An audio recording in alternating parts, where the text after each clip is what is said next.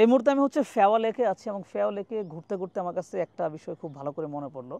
আমি হচ্ছে বান্দরবানের বগা লেকেও গিয়েছিলাম। বগা লেকটা হচ্ছে আমাদের সমুদ্রপৃষ্ঠ থেকে 1043 ফিট উচ্চতায়, আর এটা হচ্ছে ধরেন প্রায় 800 মিটারের মতো। এর চারপাশেও ধরেন এরকম পাহাড়ি একটা পরিবেশ, আমাদের বগা লেকের চারপাশেও কিন্তু এরকম পাহাড়ি পরিবেশ এবং পাহাড়ের মাঝখানে।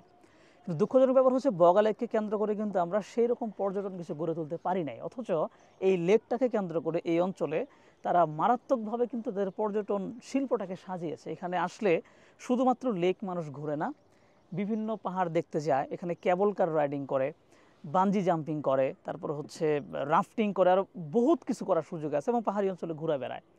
সেম জিনিসগুলো হ্যাঁ হয়তো বা আমাদের হচ্ছে এরকম অন্নপূর্ণার মতো এত এত উঁচু উঁচু পাহাড় পর্বত কিছু নাই, কিন্তু আমাদের যা আছে তাতে তো কম না, তাই না? আমরাও চাইলে কিন্তু সাঙ্গু নদীর এই পার থেকে ওই পারে কেবল কারের মাধ্যমে কানেক্ট হইতে পারি। আমরাও চাইলে কিন্তু সাঙ্গু নদীতে রাফটিং করার ব্যবস্থা করতে পারি, চাইলে হচ্ছে বগা লেক এরকম নৌকার মাধ্যমে বোটিং করার ব্যবস্থা করতে পারি, কিন্তু এগুলো কিছুই করা হয় নাই।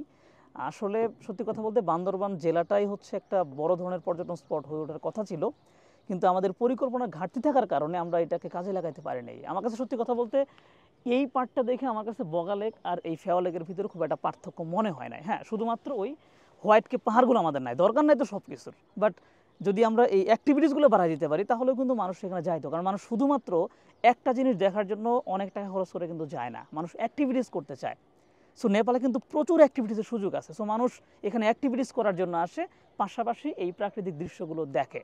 সো মানে প্রত্যাশা করব অদূর ভবিষ্যতে কোনো একটা সময় হয়তো আমাদের বগা লেককে নিয়েও এরকম কিছু একটা প্ল্যান করা হবে, যেখানে মানুষ বোটিং করার পাশাপাশি সেখানে বাঞ্জি জাম্পিং করবে, পাহাড় ছোটো হোক সমস্যা নেই, এত বড় দরকার নেই আমাদের। তারপরে সাঙ্গু নদীতে হচ্ছে রাফটিং করবে, তারপরে হচ্ছে সাঙ্গু নদীর দুই পাশ থেকে পাহাড়ে কেবল কার দিয়ে রাইড করবে, যাতে করে হচ্ছে ওই অঞ্চলটা অনেক বেশি জমজমাট হয়ে ওঠে।